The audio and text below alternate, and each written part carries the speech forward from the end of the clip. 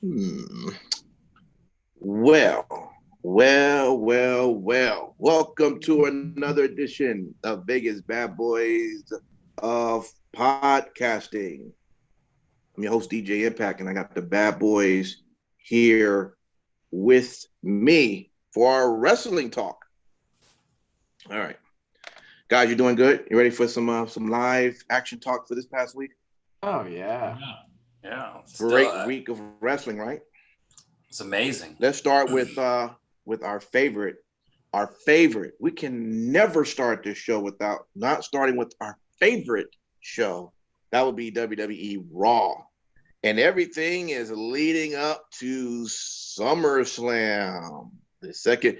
Sin City, please stop it with those that look you're giving, like you find that what I just said was not true. What can I say? I'm a very expressive individual without saying a word. All right, so let's get right into it. Takes up the show. I should let King Lucky go. I mean, hey, Randy Orton wants Drew for SummerSlam, brother. What do you think? Yeah, we talked about it. Some people think that it was hot-shotted and it should have went later, but, I'm fine with it. You predicted it, right? You predicted it. Didn't you? You were the one that said it for many weeks. I called it. You called it. You called it. Wear the fucking hat. Just do it. Listen,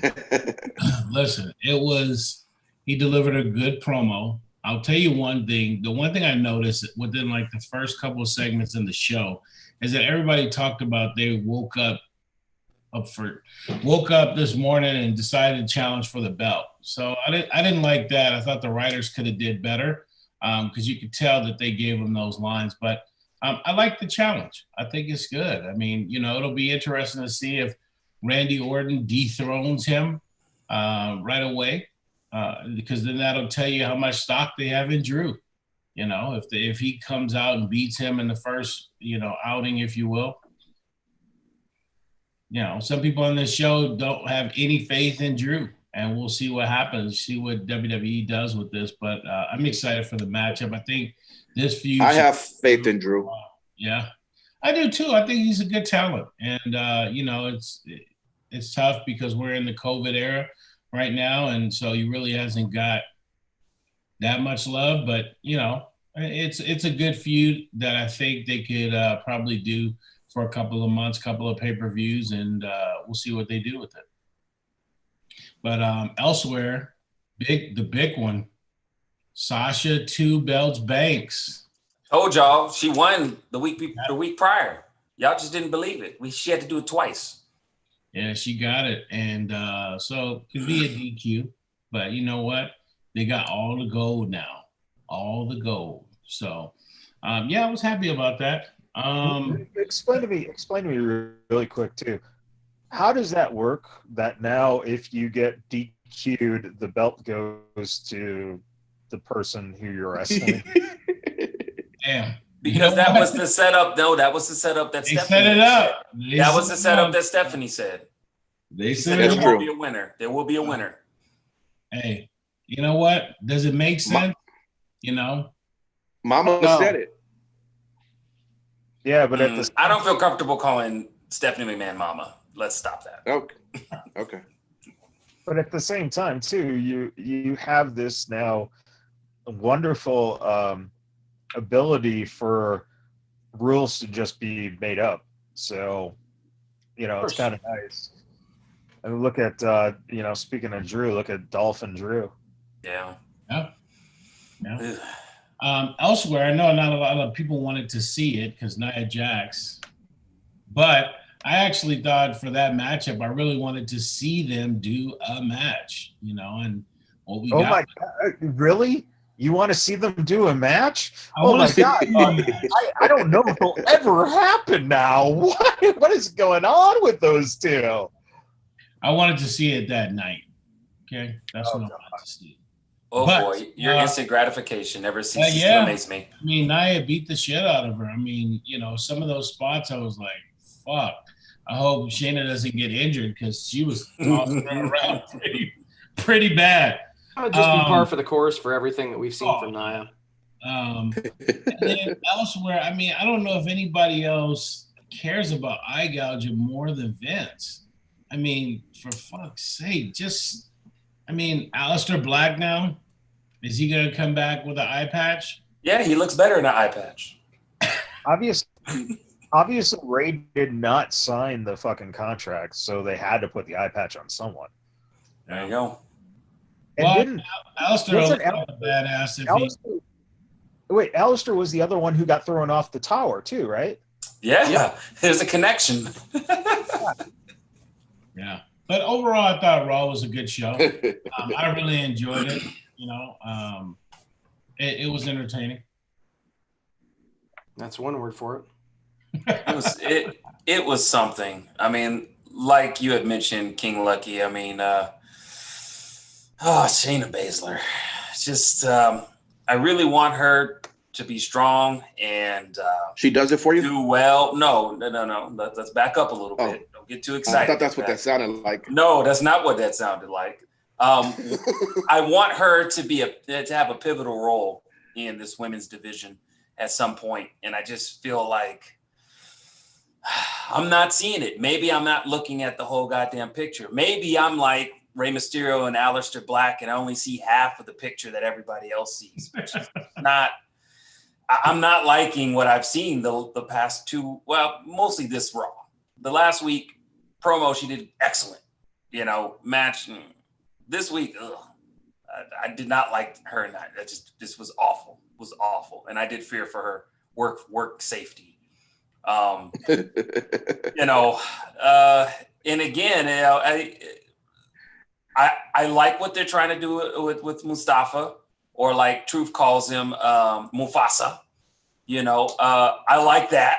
I am a fan of Mustafa Ali. I'm pleased to see that they're trying to fit him in the rotation. We'll hope and see where it goes. I think it's going to go somewhere this time. I'd say make him a hacker. I think they tried that. We still don't know who's behind the truth. Well, one thing also to mention, Raw, we do have our tag team championship for the SummerSlam. We're going to have Street Profits versus Andrade and Garza. So that should be pretty good. You guys think, eh? Yeah, definitely. I think this is an opportunity for them to finally turn those guys against each other and do that payoff. We'll see what happens. I think that if they do, they could have some very good matches over the next couple of months. You know, just really tell a story, and then who's Selena going to choose? You know, whose side is she going to take? And you really are like, we should just call you, instead of like hand job, you're just hand. Look, Michaels. Okay, you have to understand one thing about King Lucky. King Lucky is like he is like an open book read for kids who can't read so well. So I mean, we're always going to get this week in and week out. It's just we should let it go. Hey, I'm saying, Machiavelli, baby. You don't even put the titles on them. No. Give them the fucking belts. Build up the fucking plot, man. Yeah. Okay. All right. That's Raw. Unless you guys have anything else to say, we're going to move on to the second favorite, Impact Wrestling. Ooh. The second. Why do you say that? It was the show shit the bed this week, man. You think so? Yeah, it was bad. It was fucking bad. And you know, they just got started with Wrestle House. Fucking cancel that. It was whack. What? Yeah, I did enjoy it. I disagree with that. This whole thing is. Go ahead. I thought the Deonna Purrazzo versus Kimberly match was very good. I thought EC3 continued to impress. But overall, I was disappointed. I mean, I thought coming off of, I thought they turned a corner after Slammiversary and they signed all the talent, repackaged the show and things like that. Sorry for me. Okay, DJ, tell us what actually is going on with Impact, please. Yeah, basically. whatever the. Well, I did enjoy a little bit of Impact Wrestling. First, they did start off with the Impact World Title with Eddie Edwards against Trey, and of course, those are great competitors. So the match went really good, and Eddie retained that title. He's going to be a fighting champion, so every week he's going to be taking on someone new. And then I guess after the end of the match, Eric Young comes out and to threaten Eddie. So it looked like it's going to be something building up between them pretty soon. Overall, I thought that was good. Wrestle House, which we talked about, is their little reality TV show. Look, it's something that is different, and I really didn't know what to expect from it. In many ways, you can think of it as being corny, but I found it still entertaining. There's a couple of things from it. They had a fight for the bed, okay, which the bed, okay, so of course these guys are all living in this house, right? And there's a shortage of beds in the house. So sounds like a typical Tuesday night for Sonny.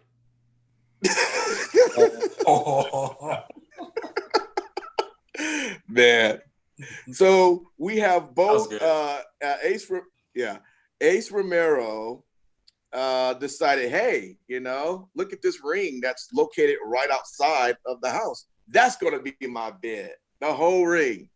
But then Crazy Steve came up and he jumped in the ring first, which caused a match between Crazy Steve and Ace Romero for the bed, who's going to take the bed in the ring. Great stuff. I enjoyed that. Okay. So already from that, it just sounds better than Raw. And it doesn't last as long either. Yeah. Right. Does it ever last long when it's Raw? Sometimes it lasts a little too long, and I just feel like it just hurts after 2 hours. So you got Rohit Raju still trying to figure out how to get himself into a match, and he runs into TJP and Falaba in the back, which they had a cool little funny segment that they ran, and he talked TJP into getting his hands on that X Division title, but why don't we see if we can if it's some interest of you, I can go run it by Chris Bay, and maybe we can have some sort of a tag match, which TJP like, yeah, whatever. So Rohit just goes running in the back because he's trying to get himself in a match because he hasn't been in one. Remember, he's the guy that's last minute, so when all else fails, where's Rohit? So he's trying to make himself pretty much relevant. So he found Chris Bay, and Bay's like, dude, whatever, that's what he wanted. You could be my tag partner. I don't care. But you can tell that Bay doesn't really care anything about Rohit. Funny segment there. Moose. Okay, Moose. I mean, I'm still enjoying. He gets an interview, right? And while he's getting his interview, he approaches, and he wanted an invitation because remember, that's the only way you're going to now get a TNA championship title is by invitation. So Moose had to remind Heath that he doesn't work there, and Heath said, "Hey, look, okay, but I got a contract from the TNA committee, okay, that I can have a title match for this." And Moose straight calls him a liar, saying, dude, come on, man, how do you do that when TNA doesn't exist? Which then he realizes what he says, and he gets angry with Heath, okay, and says, you know what, I'm giving you a title shot. Which from that point, the good old Impact executive management, Scott D'Amore, comes out and says, look, first off, I don't even understand how Heath keeps getting in the building, but I tell you what, being that now you're giving him this match, if he wins, he now will get a contract to be on Impact Wrestling. So we can kind of see where that's going. Good stuff, though, okay? All right. We had cousin Jake and Cody Deaner, the Deaners, okay? Woo, those Deaners. Love those Deaners, okay? Did you say you like those taters? Taters? Oh, man. Okay. Now, Hold up 1 second, DJ Impact. Yeah. I see King Lucky, and he's getting all like, oh, I can't believe this. King Lucky does not like the Deaners nor Cameron Grimes. I think we're starting to see something from Lucky. Yeah. You know what's funny is you guys say that, but I actually think the Deaners are pretty funny. I don't like Cameron Grimes.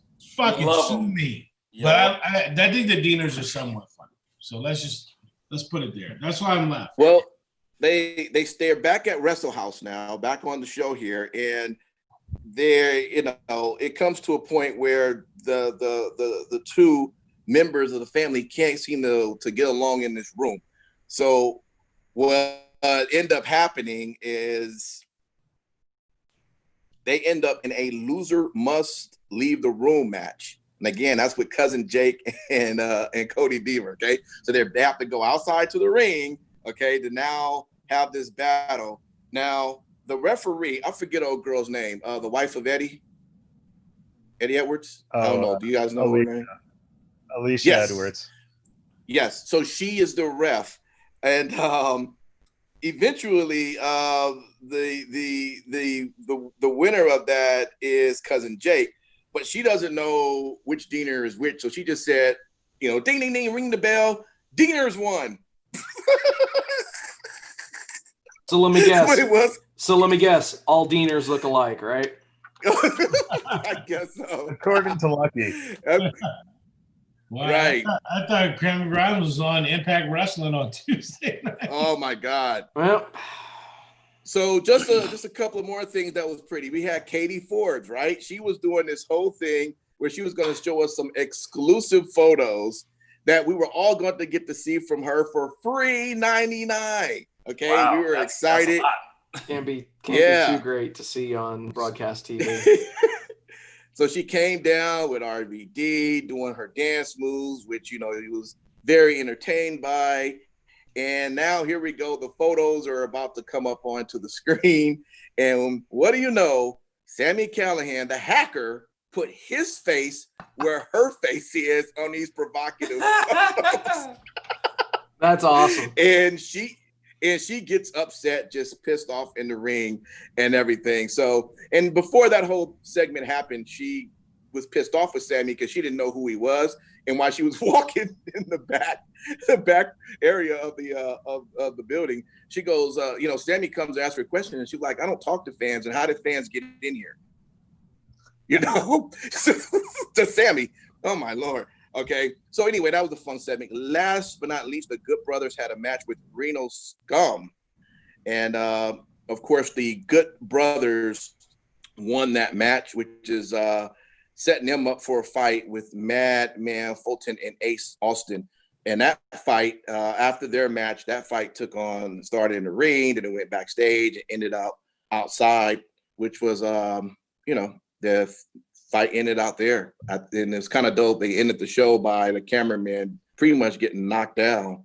And when the camera just kind of went off the air, that was the end of the show. Overall, again, I thought it was entertaining. I mean, I don't know what King Lucky was looking for. Maybe he was looking for more matches. But for TV, I thought it was pretty good. And they did have the matches, yes, with Kimberly and Deonna Purrazzo, which, by the way, Jordan Grace came back from there, too. So she came back and she whooped up on Deonna, and we'll see where that goes from there. But that's Impact Wrestling. Again, I thought it was a pretty good show. Uh-oh, Simon Street, are you bored or are you just tired? What's going on? No. That's usually time to move on to the next one. Impact. All right. Well, no, actually, the soothing tones of DJ Impact's voice were lulling Simon Street to sleep. Yeah, man, you like quiet storming in the motherfucker, man. I'm about to fall asleep. Hey, I'm not in a bad way. I love the breakdown of Impact because it's a show that I can't take in every week. So thank you for doing that, brother. And I'll go ahead and say it. # better than Raw. Yeah. just from your recollection of it and you talking about it, sure as shit sounds like it. And I tell you what, Raw could learn to get us there only takes 2 hours, just like the great Impact does. You don't need 3 hours of Raw. It's called commercial money, but that's okay, Simon. Well, Get me off in 2 hours. That's all I ask, Raw. Get me off in 2 hours. But it sounds like Impact was better than AEW. Yeah, AEW had some stumbles. I'm not even going to sell that. AEW definitely had some fermented orange smell. Well, I'll tell you that. Before we jump over to AEW, let's do WWE again. Let's go to NXT. Yes. And let's talk about what we saw there. You know what we saw? We saw Cameron Grimes going straight to the moon. That's right. Cameron Grimes. It was. Why don't you see me? Do you see me? Why? Say this, because I saw the Adam Cole thing, and I mean, for those that haven't seen the video, Adam Cole is such a great worker because I believed, and I'm the smart king, smart Ravelli, you know it. But I did believe. I thought this was real, especially when Triple H came out and did the apology. That was real? He talked some big shit. I took time away from my family and all this, and man, he sold it so well. It'll be interesting to see. Triple H right now going, yes. Oh yeah, I have no qualms. Fucking got him. I still love it. Yeah, no, he's an easy mark, so it wasn't a got him. Yeah, I loved it. Well, Triple H is either doing this or he's going. No, he's like this because he knows like that. That's printing money, baby. He's like those smarks will buy anything. Yeah, I'm okay with it. I enjoy it, but it was a good hook, So it'd be interesting. Let me ask you this though: who is that guy in terms of like what is that show? Oh, he's a talk show host. He used to play in the NFL. He's a talk show host. He's always very, provocative with the stuff that he says and, trying to needle people. So he's been on WWE TV before. Yeah. So, I guess I should have saw it. They'll figure out a spot for him at TakeOver or whatever the case may be. But he's been on their programming before. So this is nothing new, but does he because he's a football player, does he then assume Gronkowski's contract while Gronk is actually playing football? Then when Gronk's not playing football, maybe they kind of just switch off. Yeah, maybe. Yeah. But let's get back to NXT because it really was a solid show. Yeah. All that I'm going to say on the whole Pat McAfee thing is these two had worked a spot at an NXT house show back in 2019 that they had blasted all over WWE TV because at the time this was when the NFL playoffs were going on, and Pat McAfee is a commentator in some regards for college football, but also the NFL. So obviously the mainstream appeal is definitely there. Pat McAfee is a very, very charismatic guy, somebody who has been a pro wrestling fan his entire life. He grew up in Pittsburgh, PA. So, he's, there's another Adam Cole connection right there. So it really wouldn't surprise me if, the entire time it was, hey, we're going to, bring you in and pair you up, and this is how we're going to do this. So, yeah, as soon as the interview happened and all the chicanery happened on Pat's show, thankfully, I knew that we were off to the races with a good angle. So I'm very interested to see what happens next more than anything.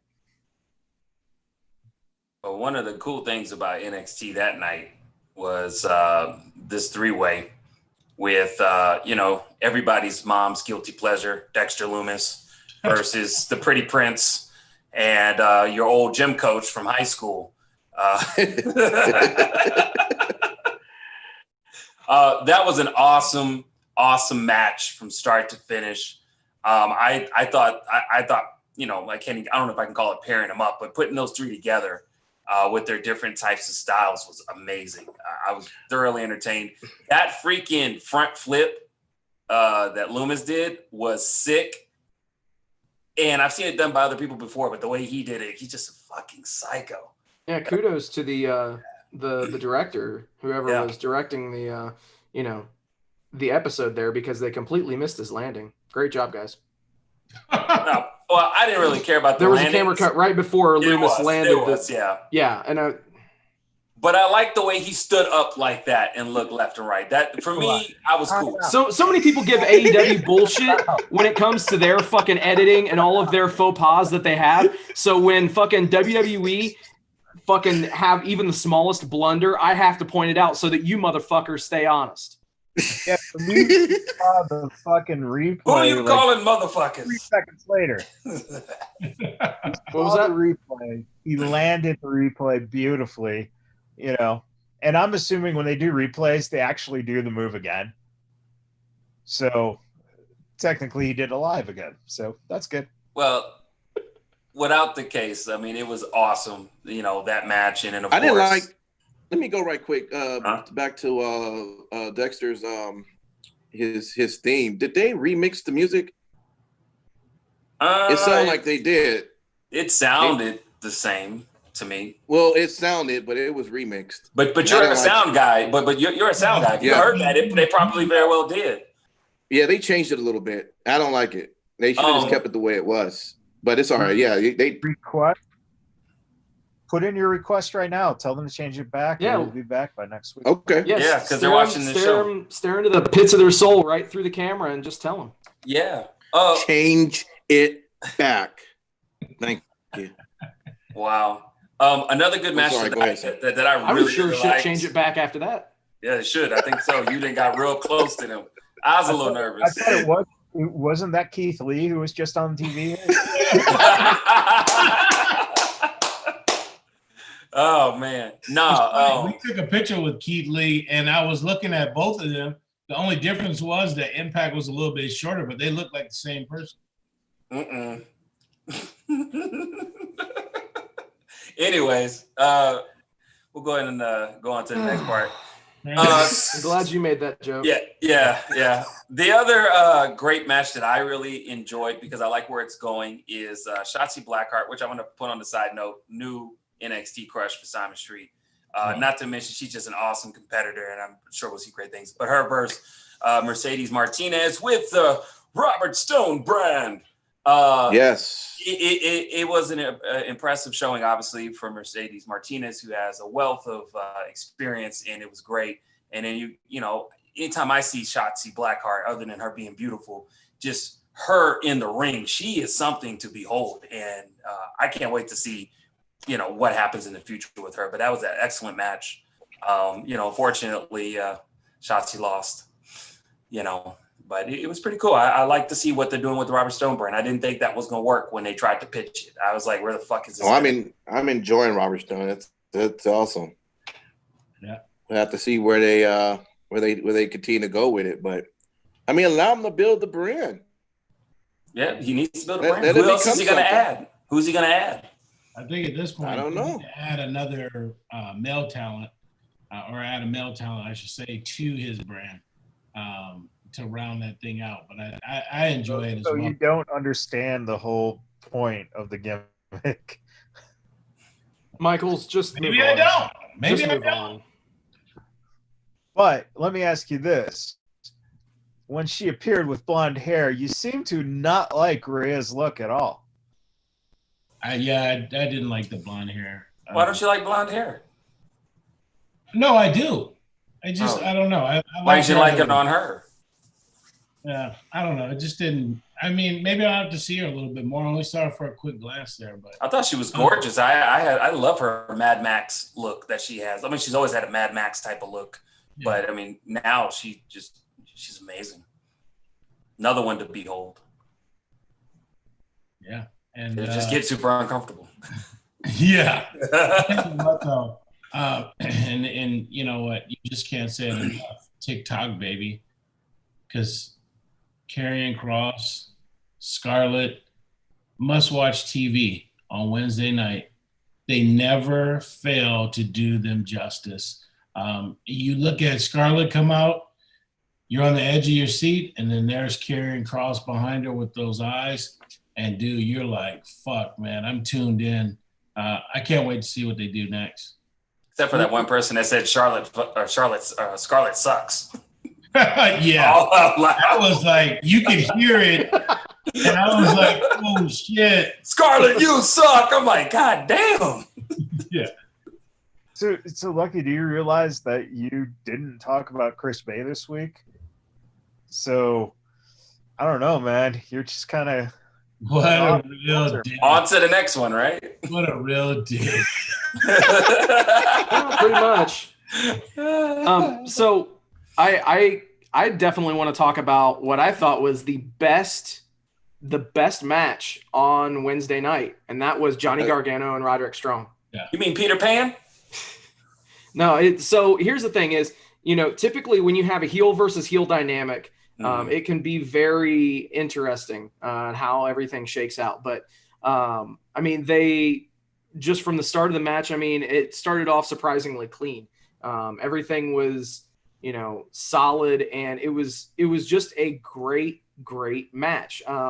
Johnny Gargano could very well be I hate to say favorite, but just one of the most consistent performers that WWE has on any brand, whether it's Raw, SmackDown, or NXT. The guy always brings it every single night, and Roderick Strong is an amazing worker as well. As I said, best thing, realistically, best match all week.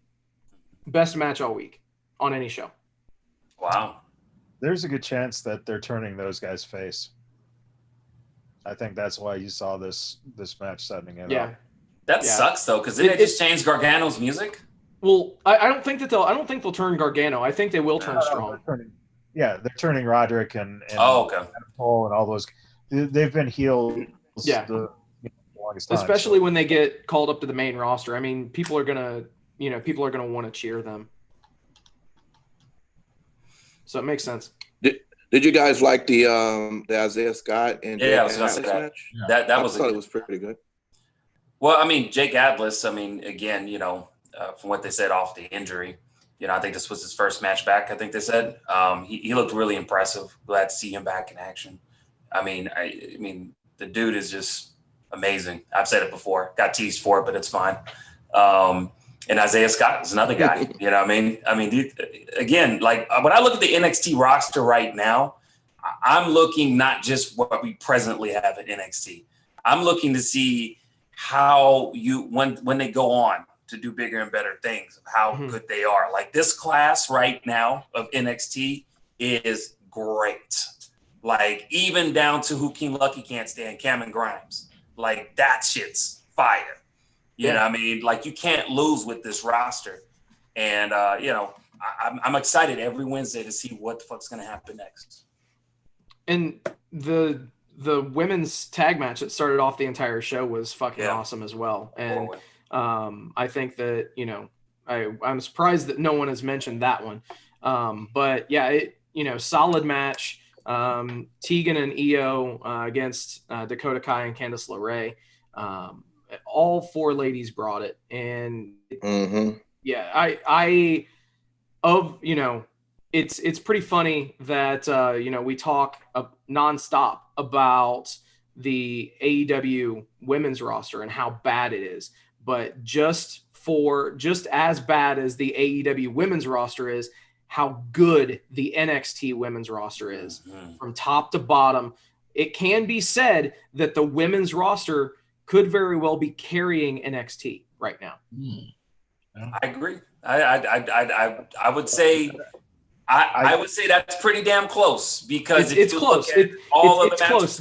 I don't remember, like, genuinely out of the time that NXT's been in existence, I don't remember there being this solid of a women's roster from top to bottom on that brand.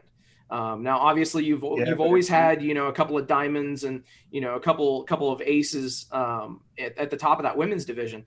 But I mean, just, these four in this match, you mentioned Shotzi. You've got so many things going on with so many women on this brand. And I think that is something that is being overshadowed or it not getting all of the shine that it should. And I think that's really fucking sad. So. Yeah, but at the same time, the reason that it's not the the carrier of the brand. It's just as simple as this.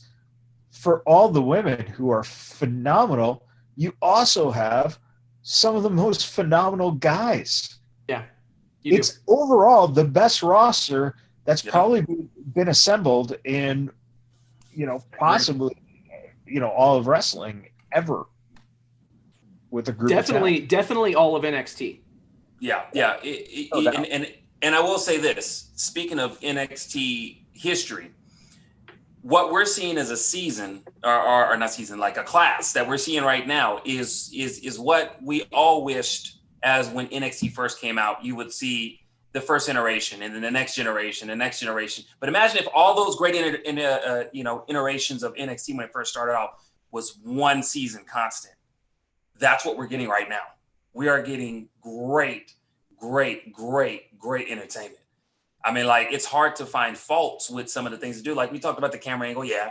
I mean, but we don't often see that. It's grasping for straws at this point. Yeah. Honestly. It's grasping for straws. They're firing on all cylinders, and I have no problem saying that NXT is the best brand as far as watchability and actually most enjoyable product in all of WWE. Period. And how long is it? How long is it? How long is it? Exactly. Two. Oh. So let me ask you this: since why do you think that when it comes to ratings, why NXT doesn't show that they're beating AEW on a consistent basis, being that what you're saying and everyone agrees that this is one of the best of all times? Why is it the ratings showing that? Why are people tuning in to one versus the other? That's, or what's going on with that? So it's something that is really staggering. I mean, you got to look at it. NXT is the developmental brand, and we've talked about this numerous times on the show. And it's been brought into the storyline in AEW as far as demographics. But realistically speaking, NXT's number is being floated by people over the age of 50 years old. Okay. And there's nothing wrong with people over the age of 50 watching wrestling by any means. I'm not saying that, but I'm specifically answering your question about why the AEW is rating number is higher. And that is because AEW is being viewed currently as the alternative, and you have a lot of lapsed fans that have this animus toward WWE for whatever reason. And it could be treatment of most in the past and all that kind of stuff. But as far as the younger viewers, a couple of weeks ago, this is no bullshit. You can go back and look it up. There were 6,000 males 18 to 34 that watched NXT.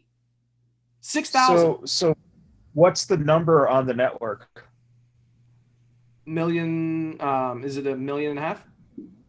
I don't know. What I'm saying is, so you're in a situation where, the older audience is going to be watching TV, whereas I think the younger kids, if they're tuning into AEW.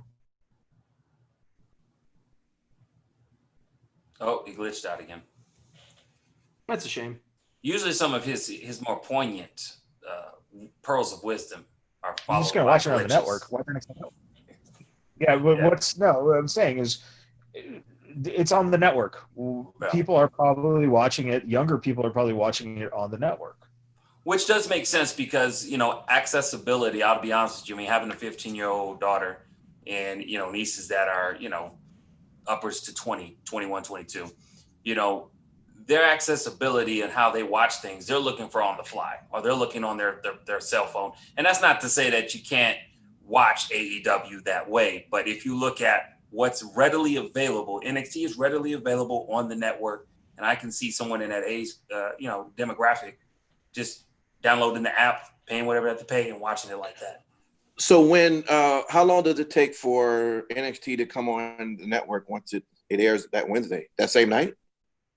Yeah, or is it a week after? It's right afterwards, right? Right after. Okay. Right after it runs. So, realistically speaking, if WWE would, want to play hardball with it and actually focus on not network numbers as far as like, people watching this show on the network. And if they wanted to focus on USA Nielsen ratings numbers, what they should do is they should apply the same principle that they do with Raw and SmackDown, where they will post the episodes on about a month's delay to the network. So that way, the only way that you can watch it is on USA, unless you wanted to wait a month. And then at that point, you'd be able to see it on the network. So maybe WWE, maybe they are correct when they say that, with them, it's really truly not about competition. You don't buy that then? Because if it really was about competition, then they literally could put moves in place that can really cause that, but they're not really doing that at all. I mean, they're really just, treating it as it is, developmental TV programming. But for them, maybe it isn't. I think that ultimately you're going to start to see. It really wouldn't surprise me if you see some sort of a change that comes to their mentality with this. As you start to see mainstream publications start to talk about ratings numbers and how things are being painted in somewhat of a negative light. We all know how much Vince and everybody within WWE craves that mainstream positive media attention. That I should have changed the syntax in that, but the positive media attention. So that's something that is, that's something to definitely keep in mind. So I do want to just mention Facebook. We've got some really good comments coming in right now. Let's hear them. So Tristan, he's doing a little bit of a deep dive with this stuff. He's saying that NXT has the talent capabilities of AEW, but the time allotment of only 2 hours. They truly have more talent than they can truly use. The only difference between AEW and NXT in general is the name recognition AEW has. Network is also international viewership. Network viewership is more comparable to Dark, in his opinion. Okay. Very good points. Very good points. Hey, go ahead, man. No. I was just gonna kind of add to that. Is I think it's interesting to say that. Let's just be honest. When we look at from the start of this Wednesday Night War, whatever you want to call it, AEW freshly starting out, coming off of some good steam, and have a pretty decent product given what they're kind of up against for viewership on Wednesday. And then you have NXT, which by now is established, very, very well established. They know what kind of, if they need to reach into their bag to pull audibles, they could. Let's put it that way. But I do think that to a certain extent, it's important that we also look at what competition, whether or not they really want to choose to look at as competition, but other options of viewer, what that does to WWE in the history. I think that it has put a bug in their ear to say, okay, how can we up our game? Because even though, let's be honest, if you look at the tail of the tape, WWE is probably going to crush AEW for the most part, and that's okay. But you have to understand that WWE is not just satisfied with just, hey, we're going to beat them in sheer numbers. They want to find ways to where they're the number one, what's talked about on Wednesday. And so that's kind of like what I was hearing Sensei Steve was saying is if AEW has a good night and NXT doesn't, there's going to be problems. You know what I'm saying? And they're going to try and pivot and fix it because they don't want to be ever, without a night to where they have the best product out there.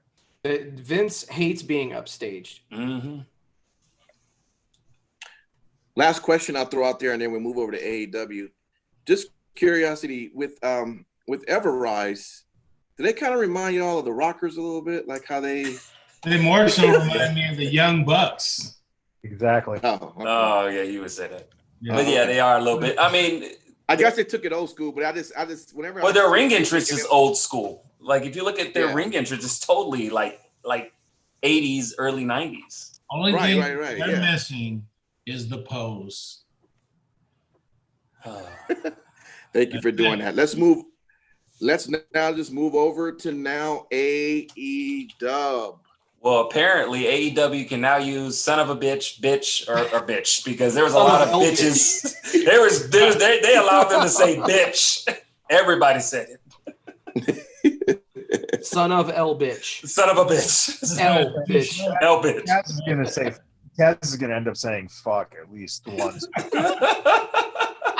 I can't wait. I thought it was a decent show. I mean, the one thing I do like is I miss seeing Moxley on a regular basis. Oh. I'll be honest. I miss him on a regular basis. I like the promo that he did. Obviously, I'm sure Steve would do a better job of, narrating, how great of the match with, him. And I like to call him Quiet, the Quiet Skater. They teamed up. I thought that was good. There were some matches I was kind of like, I just didn't understand, the whole Dark Order, tag team. Was that tag team championship match? Yeah, I just didn't care for it toward the end a little bit, but hey, but I thought it was a good show. I'm never displeased by them too much. Well, I will say this: give a shout out to MJF. Mm-hmm. He's supposed to be lucky business, and he's 23 years old. Yep, dude. What did King Lucky think of that? What did King Lucky think of that? Because he was talking to you. He was talking to you. Yeah. He was talking directly to your ass. Sometimes you just got to call a beaver a beaver. Yeah, and he showed he called that beaver. I thought overall AEW was an entertaining show. There were some things that, like Matt Cardona debuting, he looked great, but I felt like his debut fell flat. Yeah, I think that, yeah. That's the thing. That's the problem. Like, if you don't watch WWE television, and even if you do, he doesn't look exactly the same. Who the fuck is he? I think they should do a better job of that. Mm-hmm. I agree with that. More context. That was a little rough. Basically that they need to follow it up next week, and they need to have a vignette or a promo where, and I'm not saying that he come out and he bury WWE or anything like that. But what he needs to do is he needs to introduce himself as himself to the AEW roster, but also, the fans watching at home. And I say the roster because those are the only people in the audience. But realistically, that's what needs to happen. We need more consistent character building from AEW. I think that they started to do a lot of really great things, but they have fallen short, and I'm not going to let them use, COVID as an excuse, because we didn't let WWE use COVID as an excuse for anything earlier. So I definitely look for them to continue to attempt to be creative with things. And if they're not even attempting to be creative with things, then I will definitely call them out on it. I didn't mean to step on what you were saying, Lucky. So yeah, no, we also got, all great points. We also got Anna Jay back. She's under what, Michaels? Under a mask. So we got her back this week. Hey, at least she's showing that she wears a mask. And people, you should wear masks right now. Pay no attention to the fact that it was a mask that she picked up or that somebody picked up at Party City earlier on in the day at 1:30. And then glued on some fucking sequins too. Yeah. But elsewhere, I thought I was interested to see that Ariane made her debut. Ariane made her debut. What? Oh wow. Yeah. That's a whole different shit just took one hell of a turn. Yeah. They brought the New World Order back. There you go. Alex Wright. Her being on the show, it'll be interesting to see what they do, because she, out of the two, with her and Trinity, or Naomi, if you will, I thought Naomi was always the more talented one. So while it is a good get for AEW. Is it really, though? Yeah, it's not, bro. Sorry. Is it really? Oh, it's another woman. Maybe by now she has learned that how to actually count a pinfall that her opponent has to be lying on her back. Girl, bye. Yeah. But the Funk is gonna roll. The Funk is gonna roll. Something. But I think that is the biggest draw. Like, what will she do, right, Lucky? What will she do? Yeah. Overall, I thought it was a good show, though. No complaints. Yeah, so by the way, I don't want to fucking hear that somebody from AEW doesn't watch this show or listen to this show. Okay, here we go. Did you guys notice what happened during the Taz promo? I didn't know. I'm trying to recall it. I mean, there was a lot that was said. Please. Really bad podcast when we just don't say anything. I know, Yeah. but okay. So during the Taz promo, he specifically made a point when he was in front of Brian Cage talking. Oh yeah. And then he made the point of, oh wait, let me get behind my man Cage. Yeah. So He did. what's up, Taz, or Yeah. whoever from AEW that's listening to the show? Thank you for listening. That's hella crazy, though. It's almost to the point now to where we're either really delusional motherfuckers or this shit is real. Hey, bro. By the way, Brian, thank you for watching the show and listening. You know we've always had your back, so Always. keep up the good work. Yeah. Speaking of backs, how about that Oh man, no, that thumbtack skateboard bump that Ricky Starks took? Dude, you know who wrote that segment, right? Who wrote that segment? I'm sure it was Cody. Cody for sure. So all I know is I saw what was going on, and I saw Darby going up to the top with that thumbtack skateboard, and I saw Ricky Starks bent over in the middle of the ring, and I'm like, Yeah. oh God, this will not end fucking well unless he sticks the landing. Boy, did you guys see the photos of the I saw aftermath of that? it looked pretty gnarly. Dude, like the super high quality photos that they took after like getting his back cleaned up and getting all of the first aid administered. Welcome to AEW, Ricky Starks. Yes. Blood in, blood out. But so here's the thing. I think that match did accomplish a couple of good things. It definitely helped to further the storyline, but also it helped to set up the Darby Allin versus Moxley match for next week. Which, whatever happens in that match. I think that unfortunately we already know what's going to happen as far as who's going to walk out with the championship. Which I hate. I hate those types of things where a match is booked and you already know what's going to happen with the final result of the match. Now, obviously there may be some storyline fallout that happens as a result. And I genuinely hope that that's the case with this particular match. I thought that, like you guys had mentioned, the Omega and Page and Dark Order match wasn't too high on that one. But a match that I was pretty high on was Cody and Warhorse. Yeah. I thought that Warhorse gave one hell of a performance for somebody, not even in the company, essentially getting a tryout match. And I do have to applaud Cody, or whoever the agent was in the Cody match, I should say, for, continually week in, week out, the guys that Cody is in there with, Cody makes them look like $1 million fucking dollars, whether or not they're roster members. So, kudos to Cody, kudos to whoever is, the agent in the match. Obviously you've got your 10-man tag, which was cool too. And best friends and friends. What? You didn't mention what happened after the Cody match.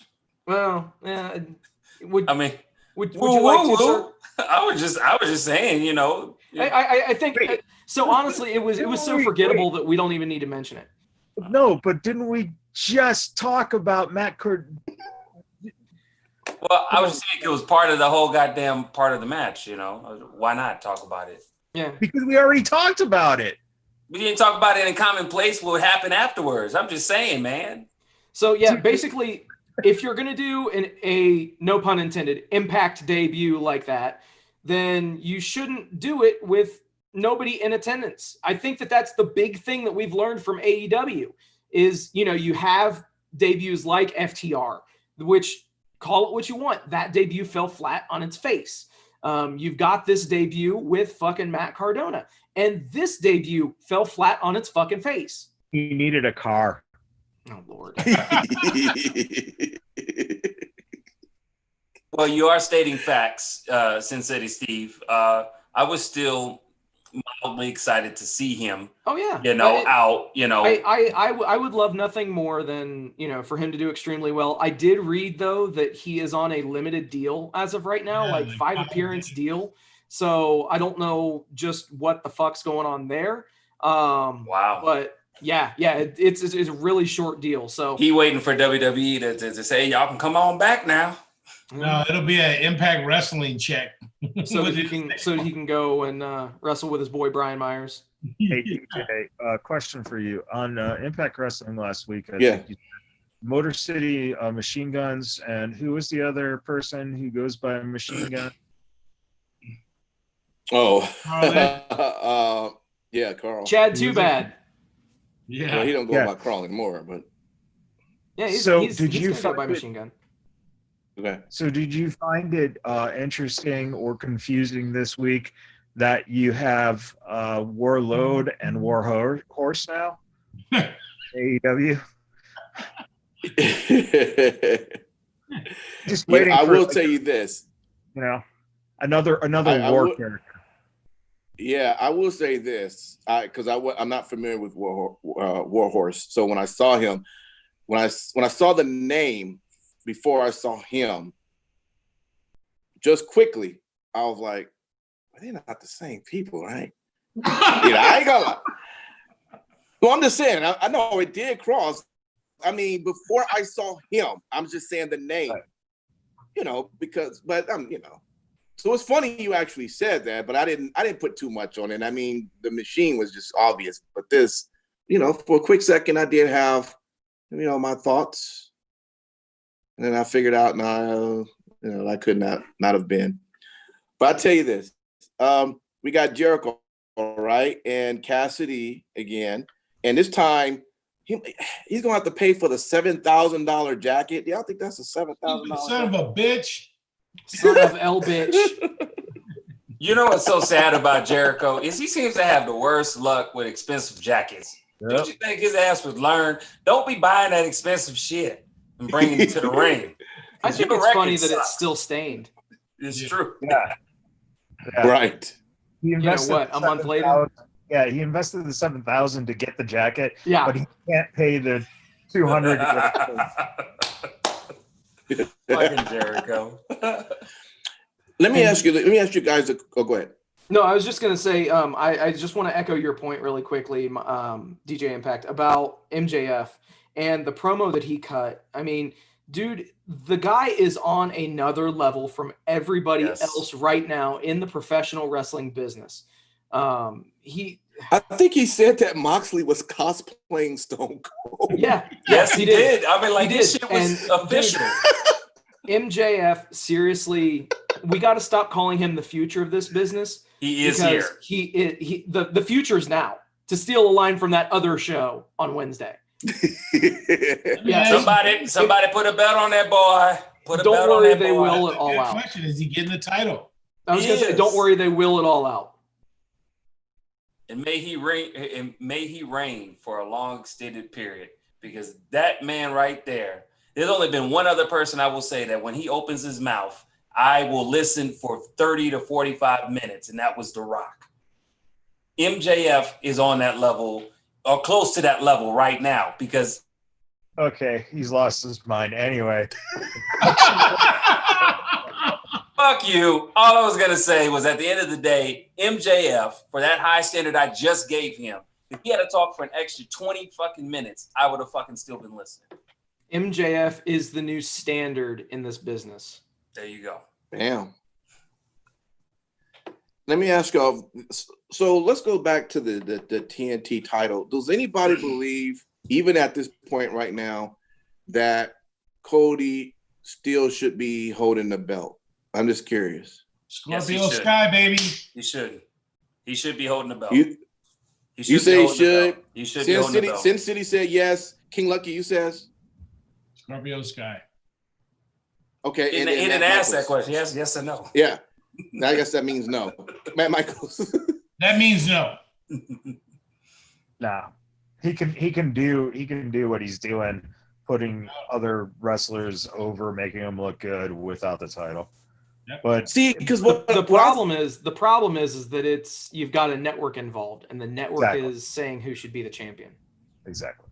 That's what we're running into. It's not an issue of whether he should be or not. It's an issue of who does TNT and Turner want to have the championship. Bottom line. Well, here's my other problem with that whole title setup, and I even talked about it in the show a little bit, is if someone beats him for the title, they're not technically signed to AEW. And that's something I think that they need to address. Let me just quickly, the reason why I brought that up is because I had mentioned how I was pretty impressed last week with Eddie Kingston and just his promo. Okay. And they had a match, and for the match was okay. I just wasn't necessarily sold on the performance based on the promo. But at the same time, as we are aware of, Eddie Kingston signed with AEW. So I'm just kind of curious. I don't know if they didn't know this before, because I know they would not let someone who isn't signed take the belt. But if there was a chance Eddie was going to get signed, that would have been a good chance, I thought, to have taken that belt. Would you not think? Did you listen to what Steve just said right before he said that? He said that TNT are the ones that makes that decision. Yeah, I hear that. Decision. But why not then those at AEW help them make that decision? TNT don't know who these people are. They know who they want to be the one who hold it. Yeah, but who the fuck is he? He's not a person that TNT can put their title that they created for their revenue stream and their money and their fucking ratings. They're not going to put it on someone that they have no fucking clue who it is. But why not sell the idea that Eddie could be the future? Overall, it's going to bring. Who's to say it's not? I will tell you why. Because right now, Cody's the perfect person to have that fucking title, because he can work what the freaking network is demanding. If you put that belt on somebody who's new and nobody has any background information, or unless originally where they're from, they're not. That's an unrealistic expectation to put on that individual. I don't know. Listen, as far as I'm concerned, I mean, Cody, he's going to be good. He's no matter what. Eddie, although I'm not familiar with, he seems like a person who, if he comes in as being dominant, he can now create a whole new stardom. Now Eddie can become that name of like Cody. Re-say you that. know what I'm saying? You now have re-say what you just said. Re-say what you just said. Tell me what's wrong with what I just said. No, I'm asking you to repeat it. If he is what? Built dominant. Is that what you said? Is that what you said? He's being built dominant coming in already, yes. Okay. So, and you're talking about the guy that he faced last week, right? Not Cody now. He faced Cody. Okay. Jesus Christ, Rome, Simon Street. You've just... No, I was asking him to repeat it because I couldn't hear. He cut out a little bit. I said, were you saying the guy he faced last week? Yes. Right, so I know you. So are we pausing or are we glitched?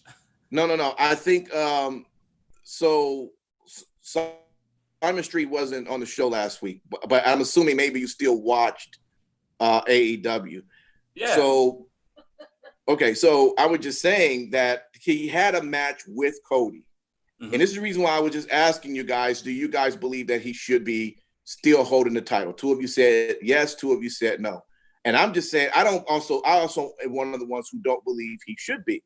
So what I'm saying is, Eddie apparently is great on the mic. I'm not too familiar with his ring out ethic outside of what I did see from that first match. But if it's promising to the point where AEW said we're going to sign him, and he's, for those who are familiar with him, they do know him, he can become a new name off the bat, that now they have someone else they can rely on to carry on with a the brand of AEW. So now you're doing the hand job with just hand. You're shooting the load before you've gotten to full through. The honest answer to it is very simple. One, you're still in the pandemic. Okay. We got no crowd. We've already just established that these guys are just like farting in church when it comes to them coming in with no crowd. Number two, you have to fucking let Cody fucking again. I don't think he should have the title, but if you're going to do it this way, let him have the title for a long run of guys. Yes. And then when he defeats that one person that comes in that already is signed but no one knows about it, then you put the title on him. Yep. But you can give it time. That's the title. I know it's COVID and everything, but the title is only 2 months old. Exactly. Yeah, that was actually the point that I was going to make. I mean, you have to legitimize the championship first, because if you ping pong it to all sorts of different people right away, then that title is going to lose any and all credibility, and it's going to be viewed something similar to the 24/7 championship in WWE. That part. Plus, I know it sounds like TNT title sounds like the TNA title, but totally different circumstances, brother. And it's legitimate, and you don't have to contact the board to actually get the title shot. Okay. And I think one of the things that is kind of like understood with the whole thing, and this is something that Tristan says in the chat as well, is he's saying that when the title, get a contract with it. I think that's something that's kind of inferred, that if you win the championship, you're gonna get a contract as well as the championship. But then what about last week though? He didn't win the championship, but he got a contract. Correct. So that should be something that should be addressed. Kind of like what they did in NXT with your boy, the Cruiserweight Championship. I mean, they've done it a couple of times where he didn't win the title, but they gave him I like when they come out, because it shows like, even though you didn't win a contract like we had promised, right? We're going to give you one anyways. And I think that AEW needs to do something similar to that. Not every week, right? No, hell no. Okay. I needed clarification on that. Yeah, so hell no. Yeah, basically, if are you wanting them to come out like after the match, like, or are you wanting like Tony Khan to come out onto the stage and say, we appreciate what you've done. We're going to go ahead and just offer you a contract now. I would say do that on Dynamite, but I would say on Dark, that would be a perfect time to do that, because then that's going to make people have something to talk about with Dark other than what they already have, which is good stuff. Okay. I would say that to me, my opinion on that one. But yeah, It should be some kind of full connection. You know what I mean? Yeah. Gotcha. We got FTR that officially signed, and Tag Team Appreciation Night is set for August 12th. Get them tag ropes ready, boys. Yes, I am excited. This is the total opposite of what we were just talking about, literally. Good talk about that, because of the fact that they just signed the contract. Yep. Yeah. Get the fuck out of here. I thought it was funny, though. All right, over to our last show, WWE Smackdown. Are you ready? I was actually ready. Good time. Best show of the week. It was good. I would say the best show. I wouldn't say the best show of the week, but it was good. Good second. Wait, let's let King Lucky. We haven't heard King Lucky talk in a minute. I want to hear his voice on. Well, I mean, we heard him recap both WWE shows in full. So I mean, I was just taking that. We were giving him a minute to recover. So that's true. Nonetheless, AEW too. Impact Wrestling, not so much. Okay. Yes, I thought it was the best show of the week, without question. The Shorty G heel turn was great, and I have not been a fan of Shorty G. It wasn't a heel turn. It wasn't a heel turn. He just took the money. It's no different from you. You're not a bad guy. You take the money. I told that man to come back there and give me my money. Listen, I think it's going to be a heel turn. It might be, man. If it is, I think it's going to be great for him. You know, can he change his name though? Please. Yes, dude. First of all, change his name and change his attire. Yeah, have him stop looking like little T-Mac from fucking Punch-Out, Nintendo's Punch-Out. Obviously, you guys know the rib on that. They're making him. They've got him dressed like a basketball player when he's the shortest guy on the roster. Right? I'm serious. It's like that's the gig. It's so I have a fresh disrespectful. coat of paint on him. Let's go. I thought the Big E versus the Miz match was good. It was spot on. It delivered on what it needed to for Big E. The Mandy and Sonya Deville segment, fuck, that was intense. She beat the shit out of her. And wow, that was really good work by Sonya Deville. Elsewhere, Nikki versus Bailey, solid match from start to beginning. And then at the end, Did you just do a syllable clap? Did you just do a syllable clap? And you said from start to beginning. Did I say start to beginning? Yeah, you said I was so wound up. It was that good. But from start You to did the Bianca Belair. end, How high are you it right was now? good. Are you high? Are you high? No, I'm not high right now. Because we're not. But I will say that I really enjoyed the Bray, the feet at the end coming out and just attacking Alexa Bliss. And thus, this show was my favorite show of the week. There you go. Oh, wow. We got a new segment. Yeah. Wow. King Should we? Nothing more needs to be said. Yeah, Good night, guys. Let's just end the show. That's Good night, it. y'all. Good night. Good night. Thank you. Good night. Thank you for tuning in. No, not really. We're going to continue to talk. Right. All right. Well, go ahead, guys. What else you want to take on this? You know, maybe with the ransom, maybe he can get the King's ransom. Maybe Shorty G can go ahead and purchase some new gear. Yeah. You know, Buy some charisma too. You know what?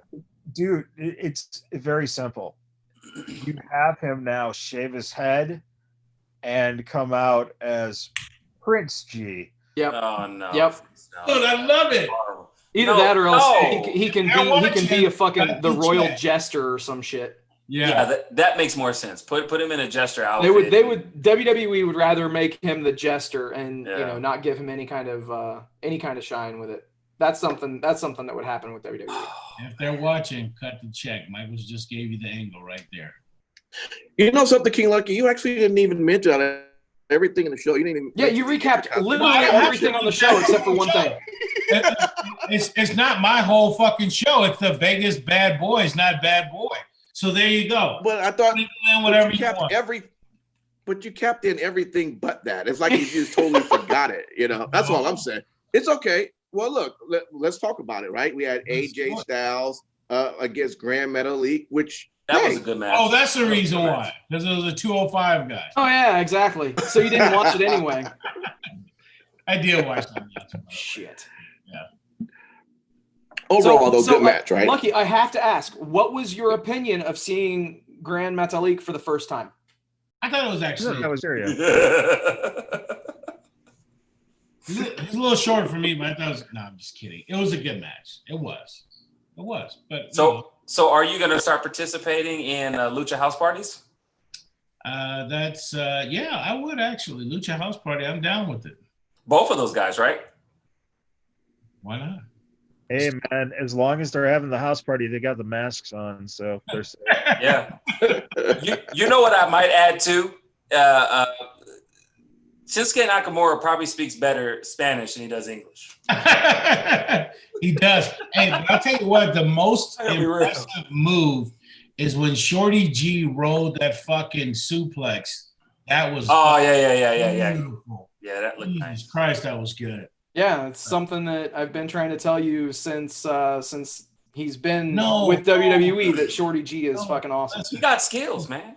I know Dude, he is. No, seriously, like he is one of the most technically gifted performers on SmackDown. But look, But do you know he really skilled though? Be real with me. I mean, come on now. Yes, I know. You know? Okay, so you won't have no problem from now on for a full month recapping any matches that Shorty G is involved with, from start match to finish match, not from start to beginning. Listen, I know the guy is talented. Okay, I just hate the shit gimmicks that they give him. That's it. So you want justice for Shorty G? He wants better for fucking Shorty G. Yeah. Prince G or whatever. You were really pushing hard for Prince G. I think it would be good for him to come out and be part of Baron Corbin's, shtick, I think, would be really good for him. Let me tell you something. If I see that they call him Prince G, I'm demanding checks. Mm-hmm. I'm just telling you. I'm demanding checks. I mean, they'll probably call him like Prince Gable. They'll probably call him Prince Gable. Oh, that's hard. That's even worse. That's even worse. No, I like that. Put his ass in a court chest to shoot and have his ass fucking juggle. Yeah. Can I just say that I am extremely happy that they gave Big E a new finisher. Yes. Oh right. Yes. Yeah. I've never been a huge fan of the big ending, and if anybody is going to use the stretch muffler, it may as well be Big E because, dude, the guy is a brick shithouse. Like, it is a believable finish, and I'm on board with the solo push. Like, send him to the moon. I have go ahead. No, go ahead, man. For me, I was going to say we need to talk about this Sister Abigail thing. I mean, we've talked about it, but I mean, is all right, come on. I don't know if it's going to be Sister Abigail. DJ Impact, before you were so rudely interrupted, please continue. Fuck you guys. No, the only thing I was going to say is, did you all think that when Big E came out that he was just going to come out to New Day's theme and everything? And did you think he was going to have a whole different sort of, beginning? For now, he's going to have New Day stuff. Yeah. I would like him to go back to his old music. Yeah. Don't 3 ain't enough, 3. Man. I need 5. Yeah. But when Kofi was champ, he was New Day music. So. Yeah, that's true. They'll probably keep that. True. You're never gonna have him with different music, unless he turns heel at some point. But I think it's always New Day. Okay. Well, I'm just glad that he's not, pulling. Yeah, I'm just glad he's not pulling pancakes out of his pants anymore. Thank God. I'm glad that stopped. Well, I'm gonna tell you guys this about wrestling. One thing that I'm enjoying, especially from a WWE fan perspective, from what I've been watching, I'm enjoying that the wrestlers that are playing as the audience. Well, I'll tell you what I really enjoy, the fact that they actually, cheer the faces and boo the heels. I'm gonna tell you, I enjoy that. Because that's the one thing that annoys me. Because Vince McMahon told him that. It doesn't matter. It just, to me, it's a lot of times it just makes sense. That's one thing that all the smarks out there annoy me with, that they can confuse everything and then they want to talk shit about it. People who are supposed to be, the heels, they want to cheer. I can get that. I can get that sometimes, but it shouldn't be all the time. And that's where I noticed all the time back when they were fans. So everything sounds the way it's supposed to be with how it is now. And I'm all right with it. I mean, AEW is the same way. I like seeing that. So I'm enjoying that because everything that is being presented sound-wise makes sense. But outside of that, go ahead. No, I think that the one thing that if people are listening to this and they haven't heard 3 Count yet, which will be released on podcast the next day. One of the things we talked about was 3-man booths, and this guy who wrote this article failed to recognize that SmackDown has a 2-man booth, and they're a pretty good 2-man booth.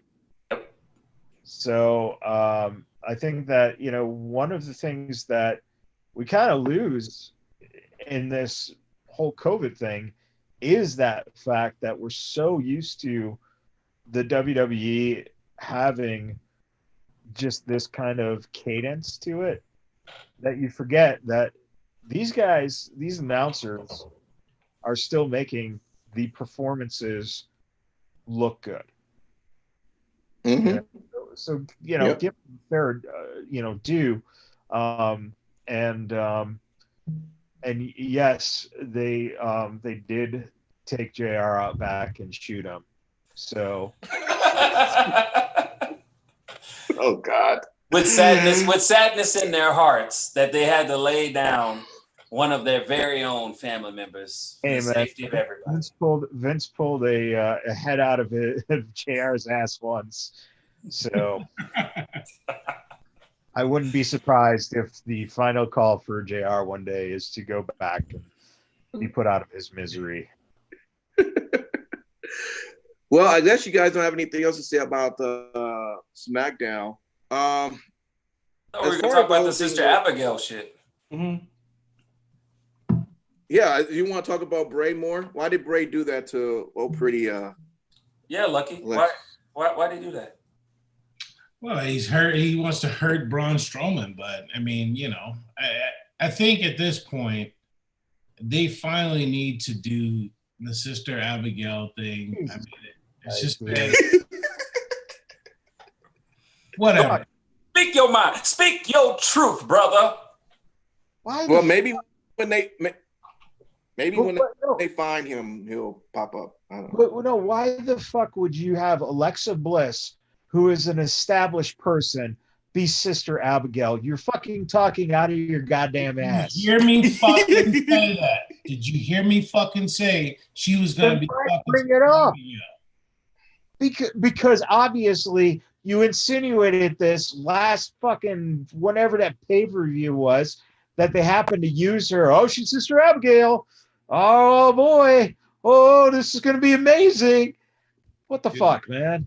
I think the reason why he did that is because he's using her as bait to get to Braun, obviously. But one thing that I think is interesting is I think it's not going to be used in a way to where we see Braun save her. We're going to see it done in just this really effed up type of way to where he's doing mind games with her to make Braun believe that she is really in love with him when we know that's not true. That's just my opinion. This is where I usually get muted by Matt Michaels. I'm shocked I haven't yet. No, because it's just so dumb that I don't even want to take energy to I was waiting for the mute button. Well, guys, look, we've said it all about wrestling, and we look forward to another week. So we're going to do our final thoughts just quickly because I know we're about to go a little bit over overtime. What's your take over when it comes to the NBA? I'm just curious, and you can maybe speak on this, King Lucky, but did you like the idea that they have these LED screens that's going across?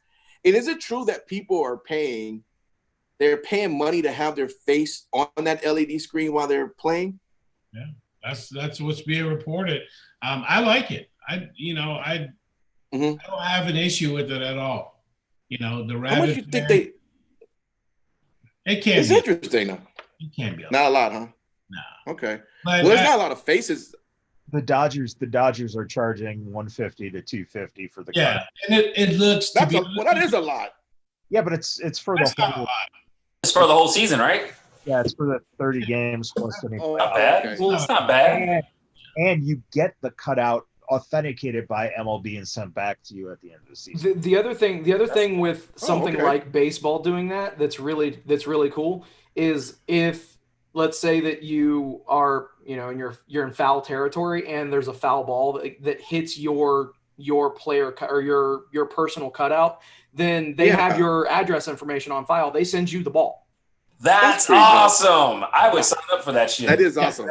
Yeah. I'll tell you that having the sports back really now, it's been refreshing. It helps. Coming back. And even if it's virtual sports and baseball started a couple of days before they did, it's definitely good. It's a welcome sign. How the hell is the NFL going to do that? I'm just curious. They don't even know yet. They won't. They don't even know. I think every sport is kind of locked in, but I don't think the NFL even got a clue. But I will say this, that the NFL and NHL, which is, NHL starting first and then NFL, they could take some notes from UFC, NBA, and MLB.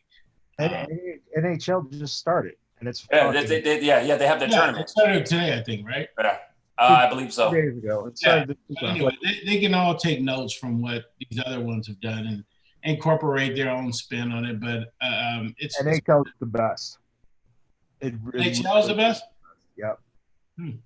NHL is the best? Because I haven't had a chance. I have it taped. I haven't been able to watch any of it yet. Yeah, I haven't watched yet, so I have to take your word for it and watch this. And they're playing in Canada. Watch. They're playing in Canada, right? Yeah. Gotcha. Okay. Yeah. So, what it comes down to is the first smart thing they did was they put tarps over the seats. It gives it such a cool look because of the fact that you're not distracted by empty seats. Kind of like what the NBA did by having it, where it feels like it's an ice rink or it feels like it's a gym in the NBA's case. Yeah. And that really helps because you're kind of used to seeing that. Unlike baseball, it's in a bit, football would be the same way. You just got big stadiums that have nothing. If you don't type over, it's right.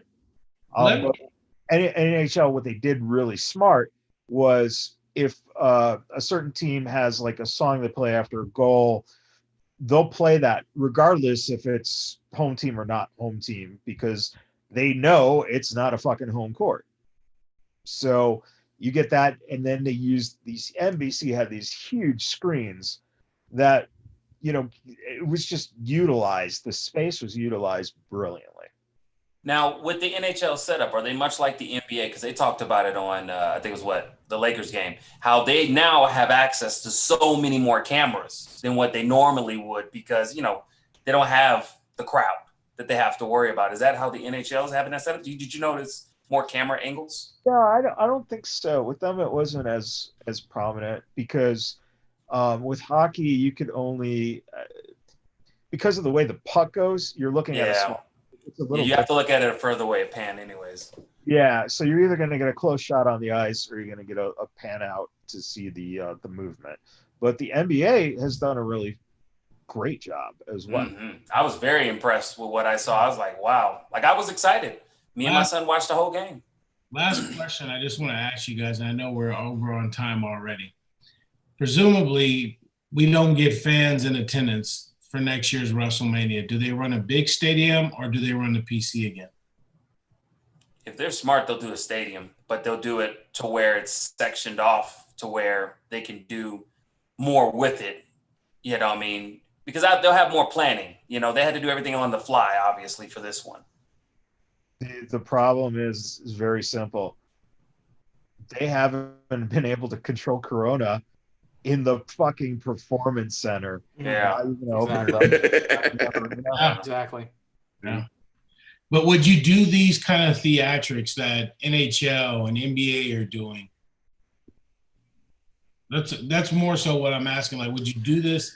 Listen, if it was up to me, it would be in a stadium. Hell, this year would have been in a stadium. This year should have been in a stadium.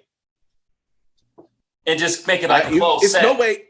You can't call your show the big show and then you put it in such a confined space that it doesn't live up to its name. That's all. That's all. But I'm saying. Can't realistically blame them though. We can't blame them. I mean, that shit, yeah. I get that. This time, yes. That. So, do they go maybe the extra mile with it being WrestleMania and use CGI fans? Because it's WrestleMania? It fucking looks horrible in baseball. Yeah. No, that's kind of why I'm mentioning that. The NBA gets away with it because of the fact that you're looking at this kind of straight plane. Right. You're not looking at fans in a crowd like that. So if you put it in a stadium or even in the performance center, it's just going to look cluttered. You're going to get things cutting off. And the baseball thing was really, it was just like Fox is like, hey, we have this great idea, but it's in a beta mode. Let's just rush it. My idea, if the world doesn't unfuck itself by then, is to have, I don't want to say a full WrestleMania full of theatrical matches, but shoot matches from various locations. Yeah. So have the matches take place at certain venues. You can shoot certain matches maybe on a beach, or because I know that they had floated the idea for SummerSlam of shooting it on a beach or even on a cruise ship or something stupid. But, pick different locations and have each match mean something as a result. And you can frame each match as, just as actually being important and get back to having quality over quantity at WrestleMania. That's my wish list for WrestleMania. There you go. I'm with you on that one. We need to do something because I'll be honest with you, it looks like the movie scene is not going nowhere. They didn't push to every goddamn movie. Movies are done. Movies in theater movies are paused. And so I'm glad sports are back. I'm glad we obviously still have UFC, WWE, but I do want to see more quality incorporated. You have time to now plan. This shit has been going on close to about more than half a year for sure. Yeah. So pour what you can into it. Make us happy. Yep. All right. Well, there we go, fellas. Great show tonight. Enjoyed it all. Let's give our final thoughts. I'm going to start with you, Simon Street. What you want the people to know? Just want the people to know that at the end of the day, be kind to one another. Always make that your top priority and be happy for the things that you have. That's it. Okay. Sin City Steve. Thank you guys for tuning in. Thank you for liking, subscribing, sharing this with all of your friends and everybody. Special shout out to the Storm and Mormon for just being an amazing dude. Absolutely. And special shout out to Tristan in the chat tonight. He's thrown out some amazing quips and phrases and everything like that. Also, keep in mind, guys, Vegas Bad Boys brought to you by Rep Sports. So they've got all of your pre-workout, your wellness needs, your workout regimen. It's all right there, reppsports.com. Use promo code Vegas at checkout and save 15%. So again, reppsports.com, promo code Vegas. No doubt, King Lucky. Thank you for listening. Subscribe. Good night. All right, and Matt Michaels. Congratulations, Brie, Bella, and Brian Danielson. You guys have a little baby boy.